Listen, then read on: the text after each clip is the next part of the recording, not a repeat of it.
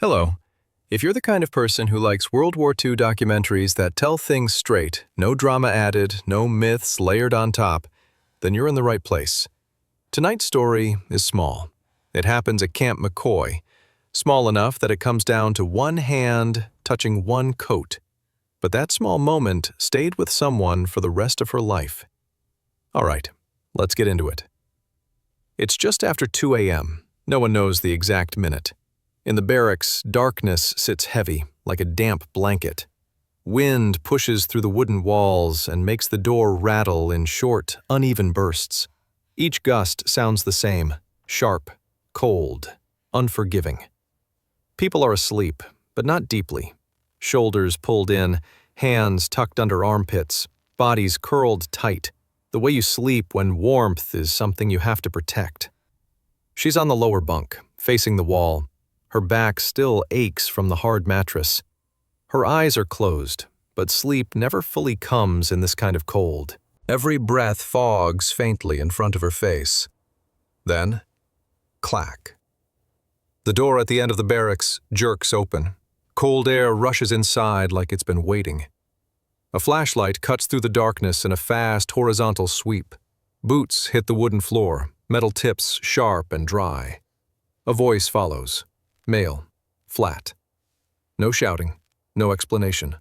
Up, now. No one asks why. No one ever does. Blankets shift. Someone coughs. Someone else swears under their breath. The sound of bodies sitting up is quick and quiet, like everyone knows there's no point in being slow. She sits up fast. Her fingers fumble in the dark, searching for her coat. They feel thick and useless, like they don't belong to her anymore. She finds the sleeves, pulls it on, misses a button, doesn't stop to fix it. Her bare feet hit the floor. Cold shoots straight up her legs. The door stands wide open now. Outside is night and snow blended into one.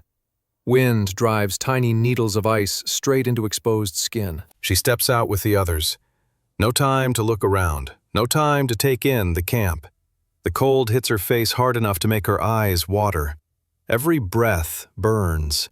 Her exhale turns white and disappears instantly. They form a loose line, coats too thin, collars open, scarves pulled up but not high enough. Teeth chatter openly now. No one tries to hide it. Flashlights move again, briefly lighting faces, then leaving them in shadow. The wind keeps coming, steady. Relentless. You know that feeling, right?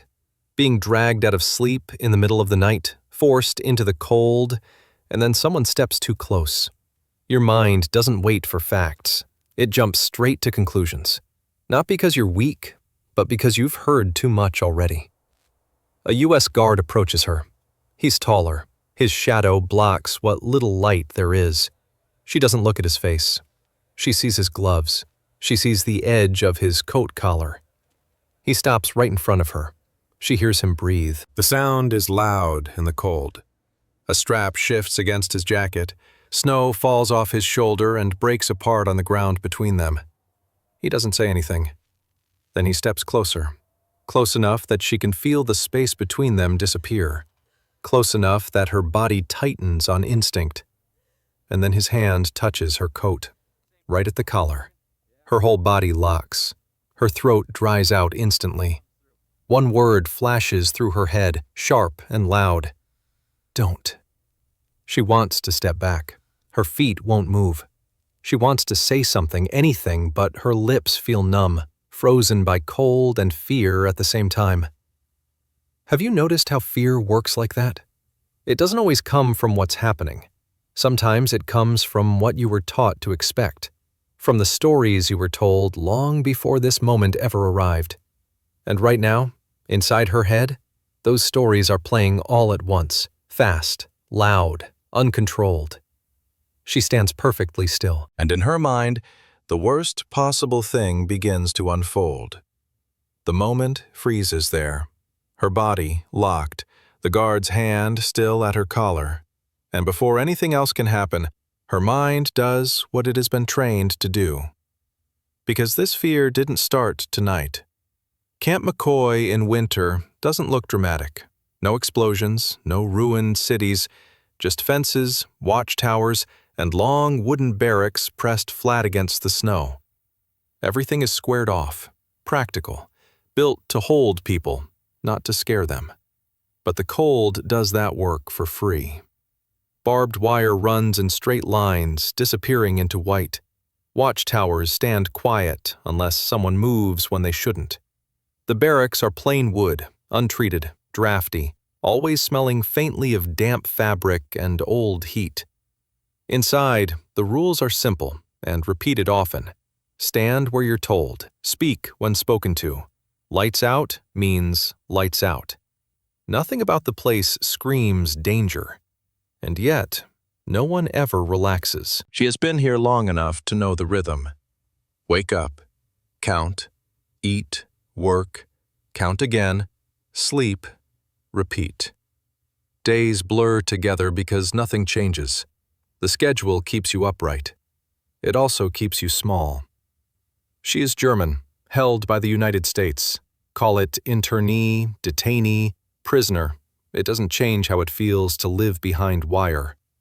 She doesn't carry much with her anymore. A coat, a blanket, a few habits that help her get through the day. What she really carries isn't visible. She didn't arrive with a suitcase full of memories. She arrived with stories, warnings, things whispered long before she ever crossed an ocean. Americans are rough. Americans humiliate. Americans don't care what happens to you once it's dark. Those ideas didn't come from one place. They came from everywhere. From rumors passed hand to hand, from older voices speaking with certainty, from the kind of fear that travels faster than facts. So she learned early how to protect herself. Don't stare. Don't speak unless you must. Don't give anyone a reason to notice you. It becomes automatic. Even now, standing in the snow, she keeps her eyes low. She angles her shoulders inward, like that might make her smaller. Her hands stay close to her body, fingers curled tight, because the cold has already made them numb. Her coat smells like damp wool and old soap. Snow melts against it and darkens the fabric. The wood of the barracks behind her gives off a dry, cold scent, like something stored too long in a cellar. She tries to button her coat properly, but her fingers won't cooperate. They feel thick, clumsy. She gives up and presses her forearms tight against her chest instead. Next to her, someone leans in just enough to be heard over the wind. "Don't look at them," a woman whispers. Another voice, even lower. "Just stay quiet." No one argues. No one asks questions. These aren't orders. They're survival habits. Have you noticed this? War doesn't just kill people with bullets. It kills with expectations. It teaches people how to see each other before they ever meet. She learned to expect the worst. That expectation kept her alert. It also kept her afraid. In daylight, fear is easier to manage. You can see who's watching. You can read faces. At night, everything compresses. Distances vanish. Sounds come from nowhere and everywhere at once.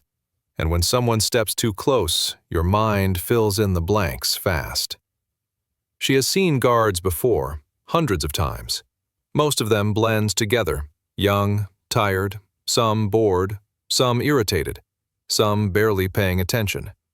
They enforce rules, they count heads, they move people from one place to another. But night changes how things feel. At night, a hand is no longer just a hand. A step forward isn't just a step. Every small movement carries weight. The cold doesn't help. It sharpens everything. It strips things down to bare reactions. There's no room for rational thought when your skin is burning from exposure and your breath hurts going in. Her ears sting. Her cheeks feel raw. Somewhere inside her coat, her heart beats faster than it should. She tells herself to stay still. Still is safe. Still means you're not noticed. Still means nothing happens. This is how she has survived so far.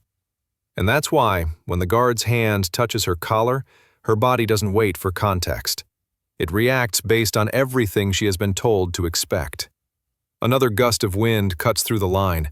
Someone coughs hard, bent forward at the waist. A guard farther down the line snaps something short and sharp, telling them to straighten up. The camp keeps functioning. The routine doesn't break. No alarms, no shouting. But inside her head, everything tightens. She remembers warnings spoken in calm voices. She remembers stories told like facts. She remembers being told that nighttime is when rules bend and power shows itself. So she doesn't see a person standing in front of her. She sees a role. And roles don't have faces. Do you see how this happens? How fear can be handed down so cleanly that it feels like your own thought? She swallows, forcing herself not to pull away. Pulling away could make things worse. That's another rule she learned early. Don't escalate, don't react. The guard's presence fills her vision even though she refuses to look up. She focuses on the ground instead. Packed snow, boot prints, ice crushed into dull gray patches. Her breath comes out fast now. She tries to slow it, but the cold won't let her. Somewhere behind her, a watchtower creaks as the wind hits it. The sound is hollow, almost empty.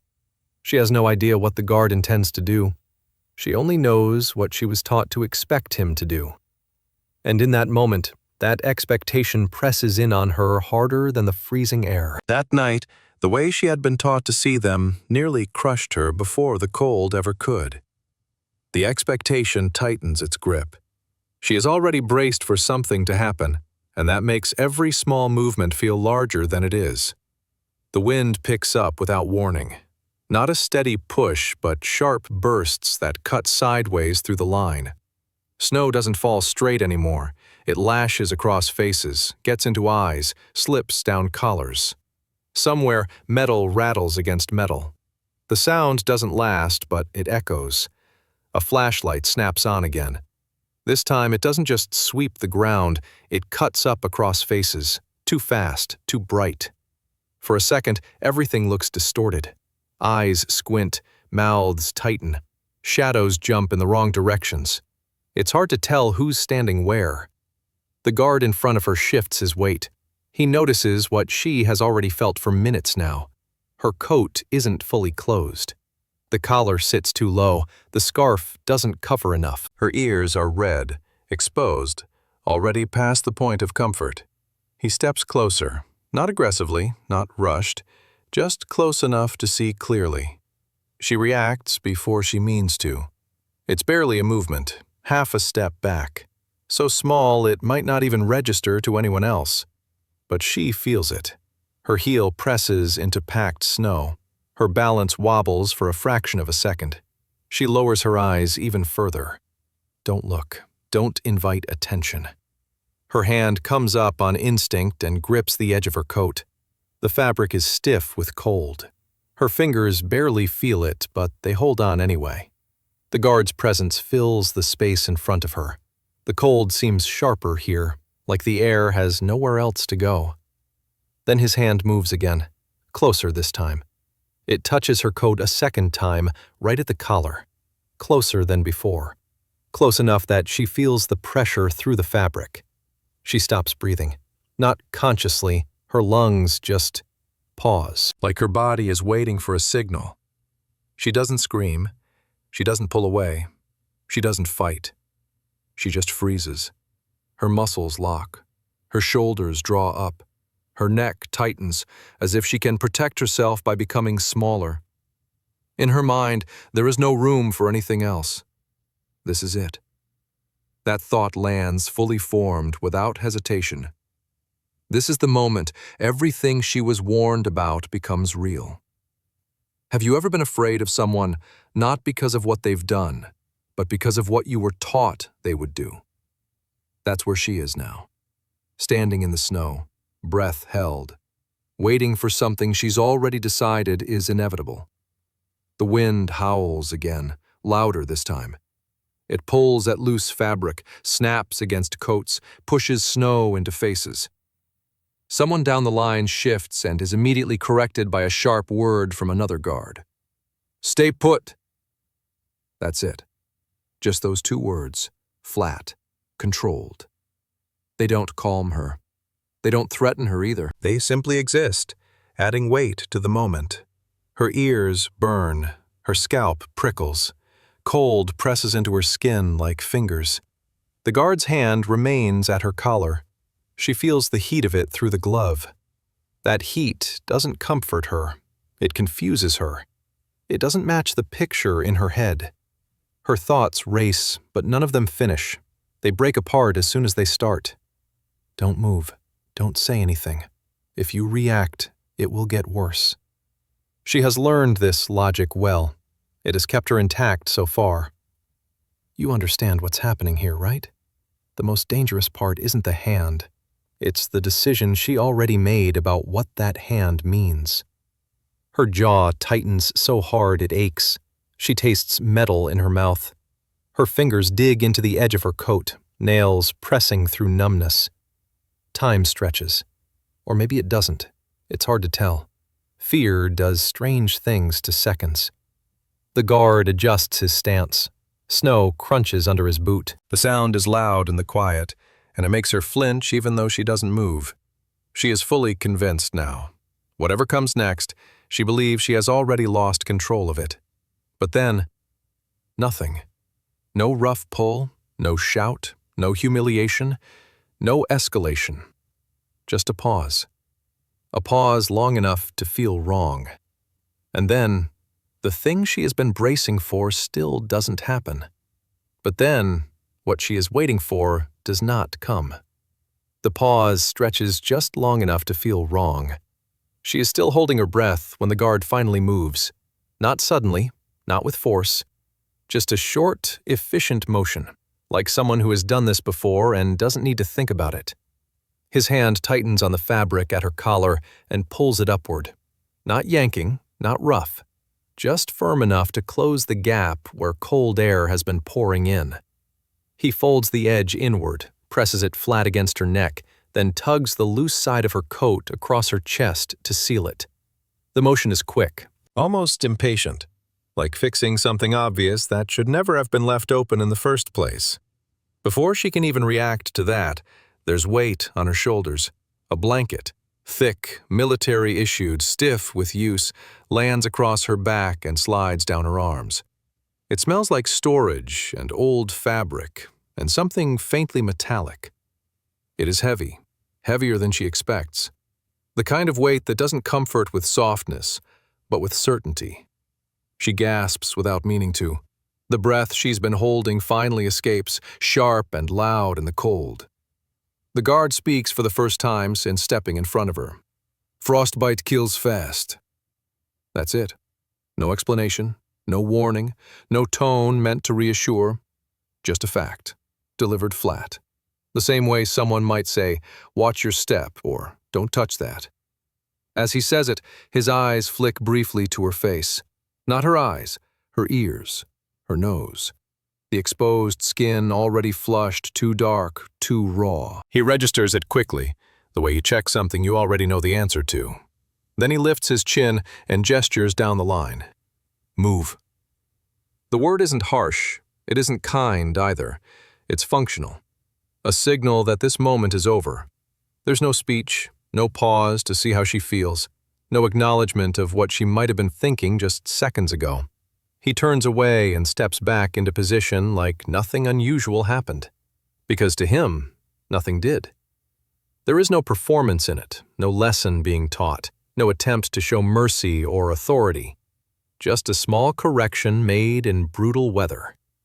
The line begins to move. She doesn't, at first. Her body lags behind her mind. Her feet stay planted in the snow, wrapped in the blanket now, shoulders sagging under its weight. Warmth seeps in slowly, not comfort, not relief, just the dull return of sensation. Her fingers tingle painfully as blood pushes back into them. She winces without making a sound. It takes a second for the meaning of what just happened to land. Not the words, the action. He wasn't claiming space. He wasn't asserting power. He wasn't crossing a line. He was closing a coat. He was covering exposed skin. He was keeping the cold from taking something it wouldn't give back. She swallows hard. Have you ever felt that moment when your fear collapses all at once? Not dramatically, not like something breaking, more like something deflating, quietly, leaving you exposed in a different way. That's what this feels like. Her face burns, not from the wind this time, but from heat rising under her skin, from the sudden awareness of how wrong she had been. She had stood there convinced she was about to be harmed, and instead, she was protected in the most unromantic way possible. No gentle words, no apology, no reassurance. Just a blanket and a sentence about frostbite. The line shuffles forward, boots crunch into snow, someone mutters under their breath. Another guard barks a direction farther ahead. The camp continues doing what it always does. She finally moves. Each step feels unsteady, not because of the ground, but because her understanding of the moment is still catching up. The blanket slips down her arms. She pulls it tighter around herself without thinking. Her breath steadies. Slowly, unevenly. Behind her eyes, something shifts. She feels small. Not in the way fear makes you small, but in the way realization does. Like discovering you've been carrying something heavy that was never yours to begin with. She wants to look back, to see the guard again, to confirm what just happened. But she doesn't. Old habits hold. Instead, she walks forward, eyes down, wrapped in borrowed warmth. No one comments. No one notices her reaction. There's no space here for private moments. Everyone is busy staying upright, staying warm, staying compliant. And yet, inside her, something is unraveling. She thinks about how close she came to being wrong, about how quickly she assigned meaning to a gesture without waiting to see what it was actually doing. Do you believe it, that kindness can look like this? That sometimes it isn't gentle or comforting or easy to recognize? That sometimes it's rough-edged, abrupt, almost impersonal? Because this was not kindness meant to be felt. It was kindness meant to work. A practical response to a real danger. Frostbite doesn't care about intentions. It doesn't wait for misunderstandings to clear up. It takes skin, then fingers, then whatever else it can reach. The guard knew that. She hadn't. And that realization lands harder than the cold ever did. Her throat tightens. She blinks hard, forcing her eyes to stay dry.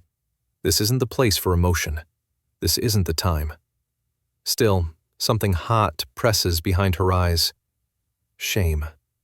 Not the kind that comes from weakness, not the kind that comes from crying in front of others, the kind that comes from recognizing your own mistake. She had been so certain, so prepared to be hurt, so ready to see an enemy.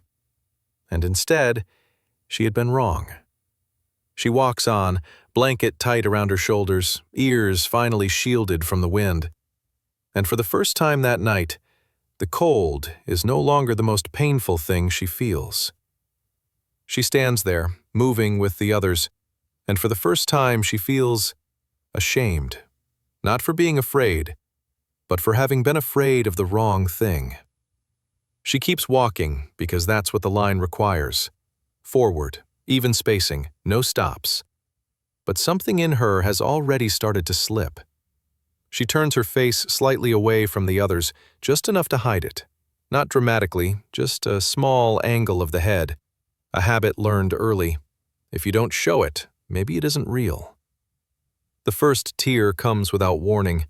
It's hot when it breaks free, a sharp line cutting down her cheek. Then the wind hits it, and it turns cold instantly, like it doesn't belong to her anymore.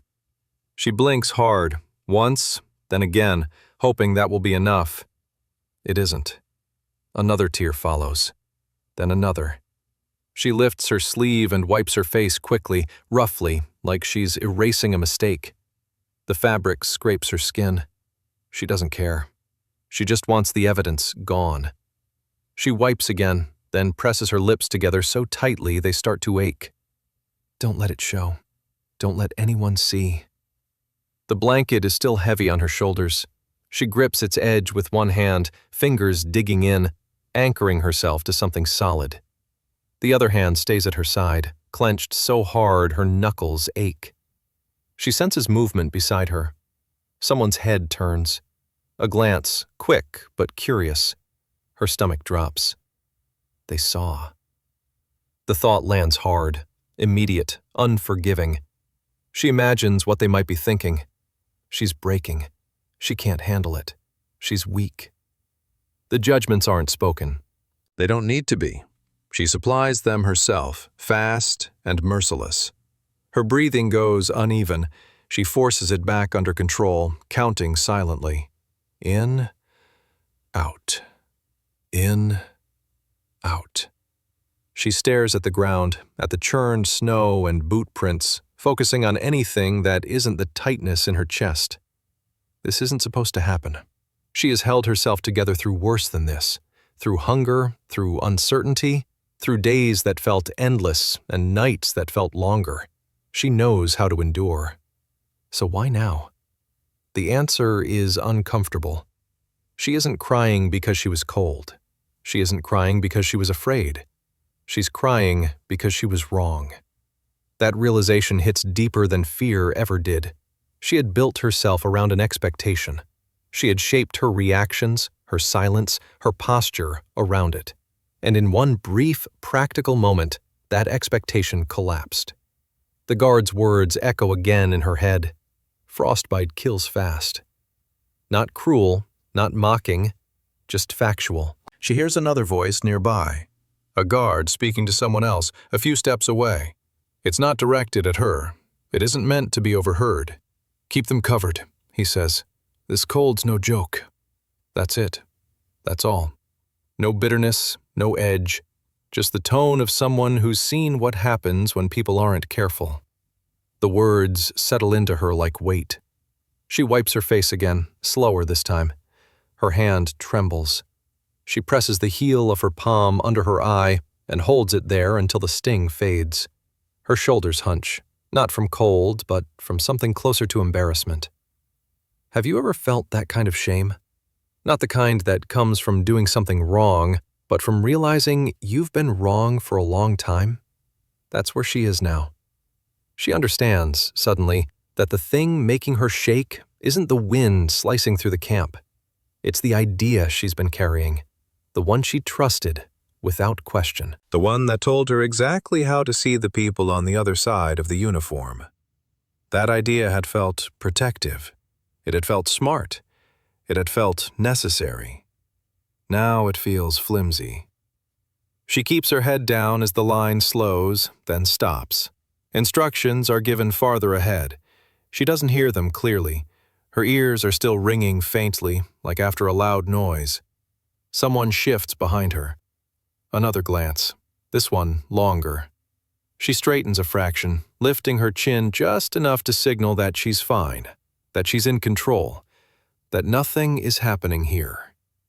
The tears stop coming, not because she wants them to, but because her body finally runs out of momentum. Her face feels tight and raw. She presses her lips together again, swallowing hard. She hates this part. The vulnerability, the exposure, the sense that something private has slipped out where it doesn't belong. She hates that the emotions surprised her. She had been prepared for cruelty, prepared for pain, prepared for fear. She hadn't prepared for kindness that didn't announce itself. She hadn't prepared for the embarrassment of misjudging it. The line eventually moves again, slowly, carefully. She follows, wrapped in the blanket, her grip still firm on its edge. The cold bites less now, but she barely notices. Her attention is turned inward, replaying the moment over and over, examining it from every angle. She sees the guard's hand again, the quick movement, the way he didn't linger, the way he didn't look at her afterward. She realizes something else then, something quieter. To him, this hadn't been personal. To her, it had been everything. That imbalance stings. She wishes she could undo the rush of fear, She wishes she could go back 5 minutes and meet the moment without the weight of expectation. But there's no room for wishing here. Things happen. You react. You live with it. The rest of the night passes without incident. No more hands, no more surprises. Just cold, routine, and the slow return indoors. When she finally lies down again, the barracks feels even quieter than before. The wind still presses against the walls, but it sounds farther away now, muted. She pulls the blanket up around her shoulders, tucking it close. Her hands stay on it, fingers curled into the fabric, as if it might slip away if she lets go. Sleep doesn't come. Her eyes stay open in the dark, staring at the wooden slats above her. She listens to the breathing around her, to the occasional cough, to the creak of the building settling. Her thoughts won't slow. She keeps replaying the same realization again and again. The thing that made her shake that night wasn't the cold. It was the story she had believed, the one that taught her who to fear before she ever knew who they were. She lies still until morning, one hand gripping the edge of the blanket, as if afraid it might disappear the moment she closes her eyes. Morning comes quietly, without ceremony. She doesn't realize she's awake at first. She's been lying there for hours, eyes open, listening to the barracks breathe. When light finally creeps in through the narrow windows, it feels less like a beginning and more like permission to move again. Her ears ache, a dull, pulsing pain, not sharp enough to alarm anyone, but steady enough that she notices it every time she swallows. Her fingers are stiff, slow to respond when she flexes them. It takes effort just to make a fist, but they work. She sits up and tests her hands again. Sensation comes back unevenly, in pins and needles. Unpleasant, but reassuring. She still has all 10 fingers, both ears. Her nose stings, but it's intact. Across the barracks, not everyone is as lucky. One woman cradles her hands close to her chest, breathing into them slowly. Another keeps rubbing her ears, jaw clenched. Someone farther down the room has wrapped a scarf around their face and won't take it off, even indoors. Quiet conversations ripple through the space. Mine are still numb. Did you sleep? I didn't. No one mentions the night directly. No one has to. Breakfast is late. The cold has slowed everything down. People line up as usual, shoulders hunched, eyes half-lidded. The routine resumes like it always does, steady and unremarkable. That's when she starts to notice the pattern. A guard pauses the line and points at a woman whose fingers look wrong, too pale, too stiff. He doesn't raise his voice. He doesn't explain. "You," he says, "step out." The woman hesitates. Fear flickers across her face. Another guard steps in, impatient. "Medical, now." She's escorted away, not gently, but not roughly either. Just firmly, efficiently, like this is something that needs to happen before it gets worse. No one claps. No one thanks them. The line closes the gap and moves on. Later, a crate appears near the entrance of the mess area. Gloves, socks. Not enough for everyone, but enough for those who need them most. A guard stands nearby, checking hands, making quick decisions. "Take these. You're fine. Next."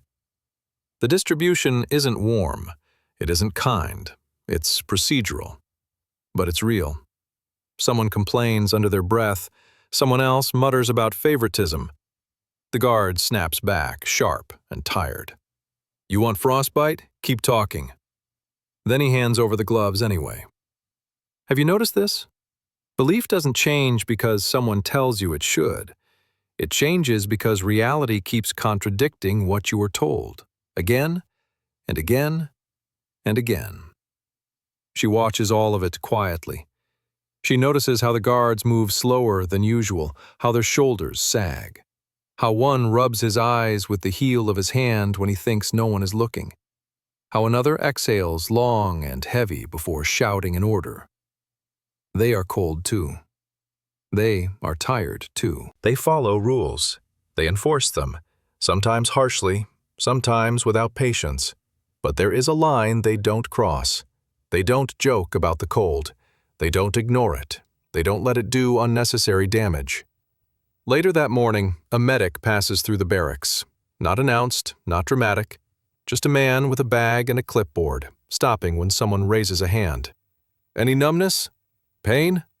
Color change? He checks ears, fingers, toes. He moves quickly, already behind schedule. When he reaches her, she hesitates before answering. Old habits rise up. Don't complain, don't draw attention.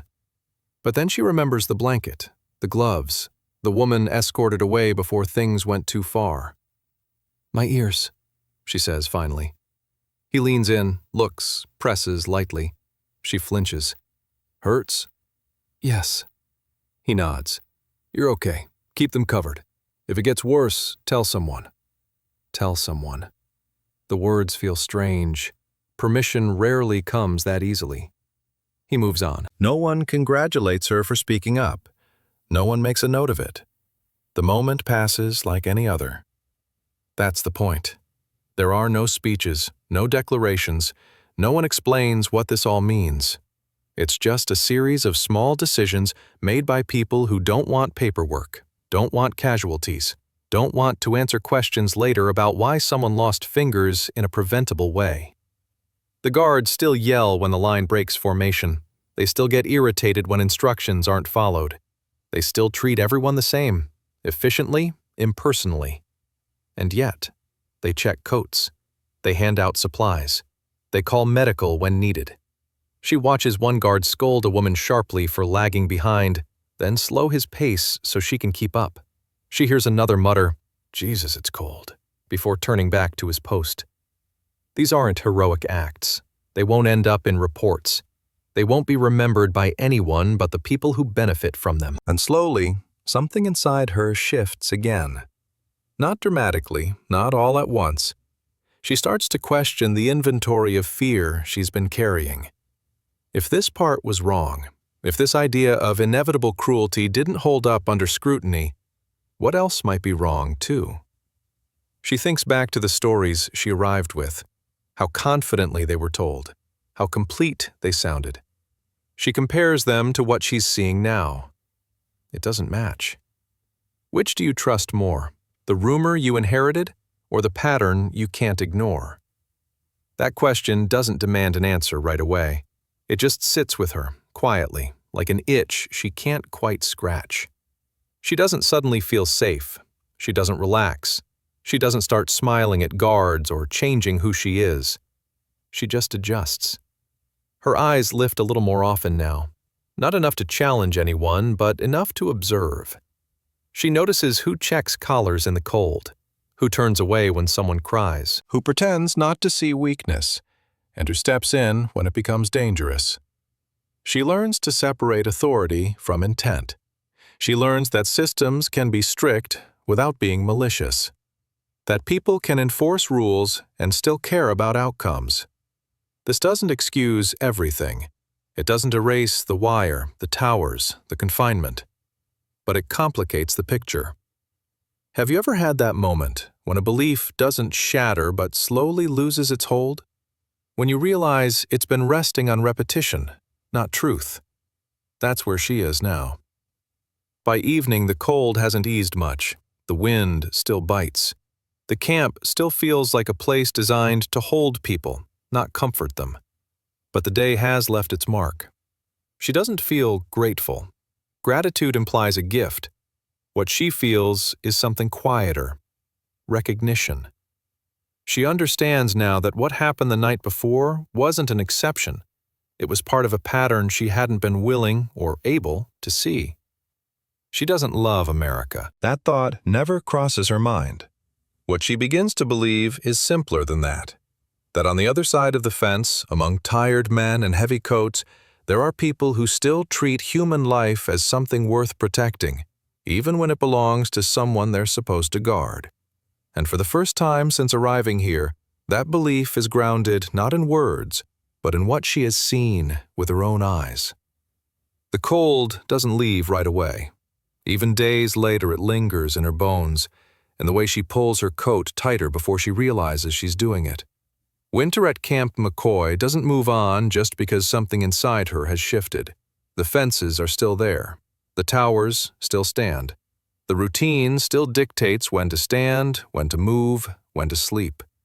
But something has changed all the same. She finds herself thinking back to that moment more often than she expects. Not with emotion, not with gratitude, not even with relief. She remembers it like evidence. The angle of the guard's arm, the pressure at her collar, the speed of the movement, the way it ended, without ceremony. There's nothing comforting about the memory, nothing warm or sentimental. It doesn't replay like a kindness she wants to hold on to. It replays like a fact, a correction. She realizes now that the power of that moment wasn't in what the guard did, it was in what it disproved. For a long time, she had believed she understood danger. She had mapped it carefully in her head: who to fear, when to brace, how to interpret touch, tone, proximity. That map had felt necessary. It had felt like survival. But maps can lie. They can be drawn by people who have never stood where you stand.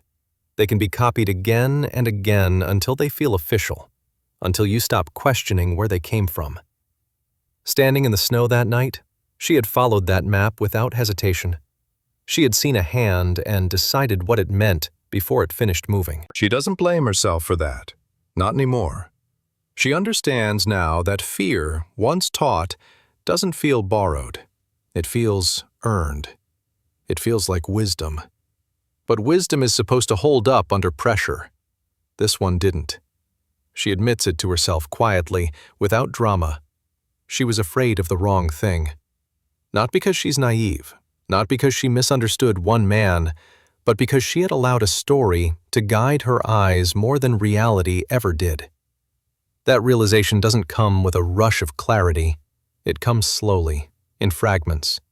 She notices how often she used to tense at footsteps, how quickly she used to assign intent to tone, how deeply she had internalized the idea that harm was inevitable. And she sees now how heavy that burden was. She doesn't need to forgive anyone. No apology forms in her mind. This isn't about absolution. It's about accuracy. She had looked at a human being and seen a role instead. She had replaced observation with expectation. And that replacement nearly cost her something. Not her life, but her understanding of it. Have you ever had that moment? When you realize the thing you trusted most, your instinct, your certainty, was shaped by someone else's fear? That's the moment she's living in now. It doesn't make her softer. It doesn't make her trusting. It makes her careful in a different way. She begins to separate what she knows from what she was told, to pause before letting a thought harden into truth, to watch longer, to listen more closely. This doesn't mean the camp becomes gentle. It doesn't mean she forgets where she is. It just means the picture grows more complicated. She still sees authority. She still sees control. She still sees power used without explanation.